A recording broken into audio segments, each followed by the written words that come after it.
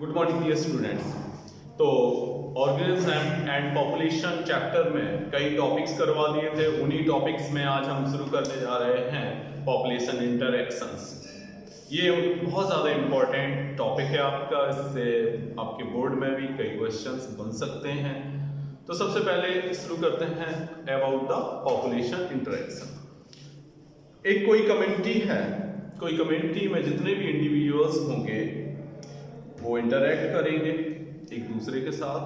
They interact with each other. ऐसे interaction को हम समराइज कर सकते हैं जैसा कि इस टेबल में दिया गया है। इस टेबल के अकॉर्डिंग हम दो स्पीसीज हैं, दो एनिमल्स हैं, चाहे वो प्लांट्स हो कुछ भी हो, उनका जो इंटरेक्शन हो रहा है वो इस तरीके से हम शो कर सकते हैं। यहाँ देखो, यहाँ पॉजिटिव क्या शो कर रहा है कि उसको बेनिफिशियल, उसके लिए उसको फायदा हो रहा है। नेगेटिव क्या शो कर रहा है, उसको नुकसान हो रहा है। और यहाँ एक देखो जीरो दिखाई दे रहा है। जीरो का मतलब देयर इज नो इफेक्ट, उसके ऊपर कोई इफेक्ट नहीं आ रहा है, ना तो पॉजिटिव हो रहा है ना नेगेटिव हो रहा है, तो उसको हम क्या कहेंगे, जीरो हो जाएगा। ठीक है, तो इस तरीके से इसमें हमने ये दिखाया। सबसे पहले हम बात करेंगे प्रीडेशन की। प्रीडेशन, ठीक है। तो देखो प्रीडेशन में क्या हो रहा है। यहाँ प्रीडेशन देखो इस नंबर पे है, ये वाला प्रीडेशन। प्रीडेशन में एक स्पीसीज दूसरी स्पीसीज को खाएगी, तो एक को तो प्रॉफिट हो जाएगा, बेनिफिट, दूसरे को क्या होगा, दूसरे को नुकसान होगा। ठीक है, तो अगर प्रीडेशन की बात करें, predators are part of food chain. अगर कोई फूड चेन देखें तो उस फूड चेन में प्रीडेटर्स एक ऐसा हिस्सा है जहां प्राइमरी कंज्यूमर खाया जाता है एक सेकेंडरी कंज्यूमर के द्वारा। और इसी तरीके से जो सेकेंडरी कंज्यूमर होता है which is eaten by the tertiary consumer. ठीक है, और प्रीडेटर्स जो होते हैं वो प्रे करते हैं पॉपुलेशन की under control to maintain ecological imbalance. Ecological imbalance को दूर करने के लिए, कंट्रोल करने के लिए एक स्पीसीज दूसरी स्पीसीज को ईट करती है, खाती है। तो ये तो हो गया अबाउट द प्रीडेशन, ये प्रीडेशन हो गया। प्रीडेशन के बाद बात करेंगे हम कंपटीशन की। कंपटीशन का मतलब है दो स्पीसीज आपस में किसके लिए, फूड के लिए, सेंटर के लिए और रिप्रोडक्शन के लिए, इनके लिए आपस में क्या करेंगी, संघर्ष करेंगी, स्ट्रगल करेंगी। ये कंपटीशन कहलाएगा। देखो कंपटीशन में क्या होगा, कंपटीशन में दोनों ही स्पीसीज को नुकसान होता है। कंपटीशन में क्या होता है, दोनों ही स्पीसीज को कहीं ना कहीं नुकसान देखने को मिलता है। अगर अब ये समझो कंपटीशन किनके बीच में होता है, कंपटीशन हमेशा क्लोजली रिलेटेड स्पीसीज के बीच में होता है, या अनरिलेटेड स्पीसीज के बीच में भी हो सकता है। काय के लिए, फॉर सम रिसोर्स के लिए। जो रिसोर्सेस हैं उन रिसोर्सेस के लिए क्या होगा, स्ट्रगल होगा। कुछ जो होंगे, जो सैलो लेक्स होंगे, जैसे अमेरिका के फ्लेमिंगोज जो होते हैं और फिशेस होते हैं, कंपीट करती हैं किसके लिए, जूप्लैंक्टॉन्स के लिए। किसके लिए करेंगी, जूप्लैंक्टॉन्स के लिए। और चूंकि दोनों का ही जूप्लैंक्टॉन्स क्या है, फ्लेमिंगो का भी फूड है एज वेल एज फिश का भी फूड है, तो कंपटीशन किसके लिए हो रहा, फूड के लिए हो रहा। जूप्लैंक्टॉन्स की बात करें तो हमने कई बार बताया आपको, प्लैंक्टॉन्स जो होते हैं वो फ्री फ्लोटिंग ऑर्गेनिज्म होते हैं। अगर यही ऑर्गेनिज्म जो फ्री फ्लोटिंग है, एनिमल ओरिजिन के हैं, एनिमल लाइक हैं, तो they must be known as zooplankton. ठीक है, तो इसमें क्या होगा कि सीधा सीधा आपको ये समझना है, इन कंपटीशन बोथ स्पीसीज, दोनों ही स्पीसीज को क्या होता है, नुकसान होता है। ठीक है, कंपटीशन के बाद हम बात करेंगे पैरासिटिज्म की। पैरासिटिज्म एक आपने बहुत पहले भी सुन रखा होगा ये टर्म।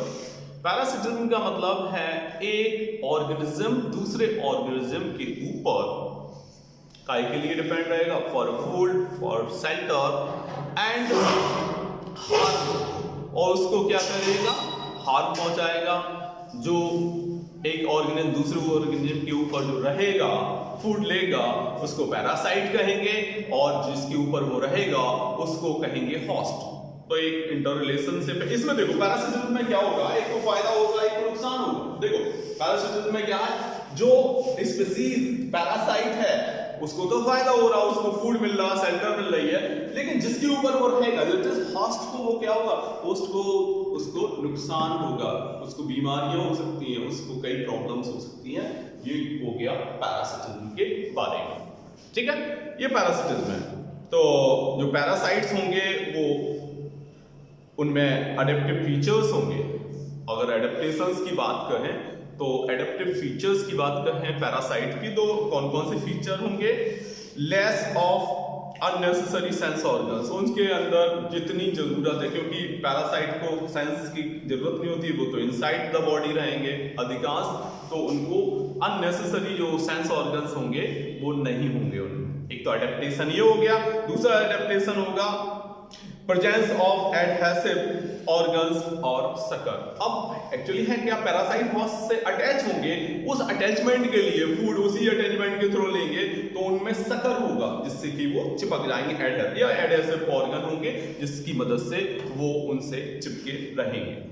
तीसरा एडेप्टेशन होगा इनका जो डाइजेस्टिव सिस्टम होगा वो कैसा होगा, वो या तो नहीं होगा या फिर लेस डेवलप होगा। तो आप कह सकते हैं कि इनका जो डाइजेस्टिव सिस्टम होगा it must be less develop. आप सोच रहे होंगे कि डाइजेस्टिव सिस्टम क्यों लेस डेवलप होगा, उसका कारण सीधा सीधा ये है, आप जानते हैं कि जो भी पैरासाइट बॉडी जैसे इंटेस्टाइन के अंदर है तो वो लगभग डाइजेस्टेड फूड है, तो उसको डाइजेशन की भी जरूरत नहीं है, इसलिए उनका जो डाइजेस्टिव सिस्टम होगा विच इज लेस डेवलप। इसके अलावा अब चूंकि पैरासाइट को अनफेवरेबल कंडीशंस में रहना पड़ेगा, उनके एग्स होंगे डले रहेंगे और उनको इंतजार रहेगा किसी होस्ट का जिस तक वो पहुंच सके और अपना लाइफ साइकिल चला सके।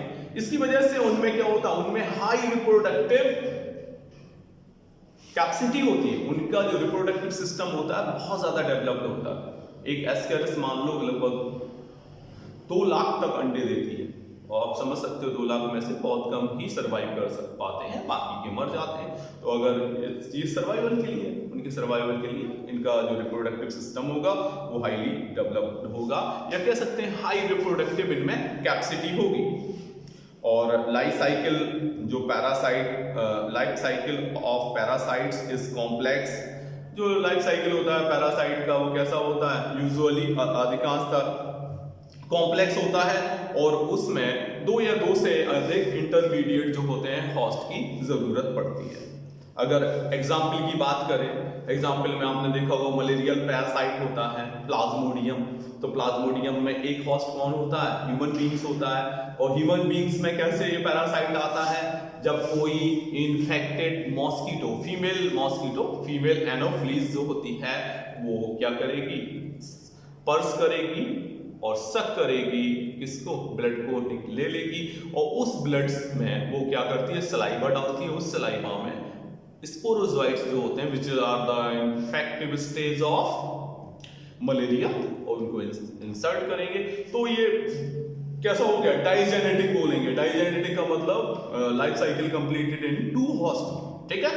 2 होस्ट में अगर कंप्लीट होगा तो उसको क्या कहेंगे हम कहेंगे डाइजेनेटिक, ओके। तो मोस्टली ऐसा होता है। ये तो बात हो गई इसकी पैरासाइट की। अब पैरासाइट के बाद बात करेंगे कॉमन सेलिज्म की।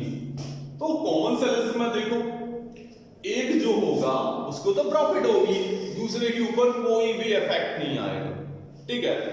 तो कॉमन सेलिज्म में आप क्या, बहुत सारे ऐसे ऑर्गेनिज्म होते हैं जो इस टाइप का एसोसिएशन शो करते हैं, जिसमें कि एक जो है वो दूसरे से बेनिफिट लेता है और दूसरे को उससे न तो कोई फायदा होता है ना ही हानि होती है, नाइदर हार्म और बेनिफिशियल। एग्जाम्पल देखें, ऑर्किड जो ग्रो करती है एक एपीफाइट होता है, एक एपीफाइट है, और ये मैंगो ट्री के ऊपर ग्रो कर जाती है। उससे क्या होता है, उसको तो फायदा होता है ऑर्किड को, लेकिन प्लांट्स को जिस पे ये ग्रो करती है, क्योंकि इसके अंदर क्या होगा, क्लोरोफिल होगा, इसकी प्रेजेंस में ये अपना फूड बना लेंगे, तो दूसरे को तो ना तो कोई फायदा हुआ, मतलब जीरो लिख दिया ना कोई नुकसान हुआ। ये एग्जाम्पल हो सकता है, किसका हो सकता है, कॉमन सेलिज्म का हो सकता है, ठीक है। इसके अलावा क्लोन फिश जो है वो रहती है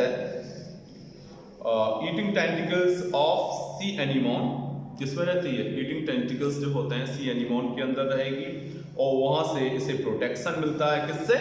प्रीडेटर्स से, क्योंकि वहां प्रीडेटर्स नहीं जा पाएंगे और ये जो सी एनिमोन होता है उसको कोई भी इफेक्ट नहीं पहुंचाती, ना पॉजिटिव ना नेगेटिव, इसलिए हमने दूसरी स्पीसीज के लिए क्या लिख दिया? 0 लिख दिया। लास्ट देखो एम्निसेलिस, क्या है लास्ट वन इज एम्निसेलिस। एम्निसेलिस समझो क्या है। इसके अलावा एक यहां भी रह गया है म्यूचुअलिज्म रह गया है, ये ऊपर वाला स्टार्टिंग का म्यूचुअलिज्म पहले समझो। म्यूचुअलिज्म क्या है? म्यूचुअल जानते होंगे कि एक दूसरे को बेनिफिट एक तरह से पहुंचाना, ये सिम्बायोसिस एक तरीके का है। तो इसमें देखो म्यूचुअलिज्म में दोनों भी स्पीसीज क्या हो रही है? एक दूसरे को प्रॉफिट हो रही है। अगर एग्जाम्पल की बात करें तो जो आपने देखा होगा जो पी प्लांट होता है, पी प्लांट्स की जो रूट्स होती हैं उनमें नोड्यूल्स होती हैं। उन रूट नोड्यूल्स के अंदर राइजोबियम एक बैक्टीरिया होता है। Rhizobium is an bacterium which is present in the root nodules of pea plant. अब ये करते क्या है? राइजोबियम का काम होता है ये नाइट्रोजन सिम्बायोटिक नाइट्रोजन फिक्सेशन करते हैं। कैसे करते हैं? Symbiotic nitrogen fixation symbiotic nitrogen fixation करते हैं। और सिम्बायोटिक नाइट्रोजन फिक्सेशन में क्या होता है कि ये जो फ्री एनवायरनमेंट नाइट्रोजन है वो प्रोवाइड कर देते हैं प्लांट्स को, और प्लांट्स से बदले में इन्हें शेल्टर मिलती है एज वेल एज फूड मिलता है। तो इस तरीके से दोनों को ही फायदा होता है। चलो ये तो म्यूचुअलिज्म की बात हो गई, म्यूचुअलिज्म में आपको हमने बताई दिया। इसके अलावा म्यूचुअलिज्म का एक एग्जांपल और देखो, लाइकेन। लाइकेन सुना होगा, lichen is the association of algae and fungi. Algae और फंजाई के बीच का ये एक इंटर रिलेशनशिप है। एल्गी क्लोरोफिल कंटेनिंग होता है, इसलिए ये फोटोसिंथेसिस तो कर सकता है, बट ये वहां पाया जाता है जहां पानी की कमी होती है। अब जानते हैं कि लाइकेन उसमें एल्गी में क्या नहीं होता? राइजोइट्स नहीं होती है, इसलिए वाटर को एब्जॉर्ब नहीं कर सकता है। अब ये एसोसिएशन किससे बना लेता? फंजाई से। फंजाई में क्या होती है? राइजोइट्स होती हैं, और ये राइजोइट्स करती क्या है? राइजोइट ये करती हैं कि सॉइल से वाटर को दे देती हैं, किसको? एल्गी को दे देती हैं। अब वो वाटर लेके एल्गी क्या करता है? फोटोसिंथेसिस के थ्रू अपना फूड बना लेता है। अब जो फूड है, जो बना फूड है, prepared food, it will be distributed into the both partners, that is into the algae as well as in the fungi.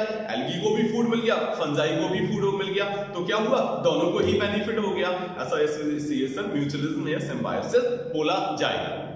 अब लास्ट बचा है, दिस वन इज द एम्निसेलिस। एम्निसेलिस में क्या होगा? एक को तो नुकसान होगा और दूसरे को उसका कोई इफेक्ट नहीं पड़ेगा।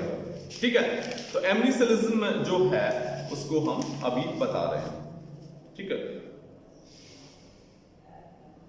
तो एम्निसेलिज्म का मतलब अभी हम जब जो बता रहे थे, एम्निसेलिज्म एक ऐसा एसोसिएशन है जिसमें एक जो है, एक स्पीसीज जो है वो क्या होगा? उस पे दूसरी स्पीसीज का जो होगा, दूसरी स्पीसीज की वजह से क्या होगा? उसके ऊपर नेगेटिव इफेक्ट आएगा, मींस उसको नुकसान होगा, और दूसरी स्पीसीज को ना तो फायदा होगा ना नुकसान होगा। ऐसे एसोसिएशन को हम क्या कहेंगे? एम्निसेलिज्म कहेंगे। तो आज बेटा हमने आपको बता दिया about the population and interaction. Thank you so much, have a good day.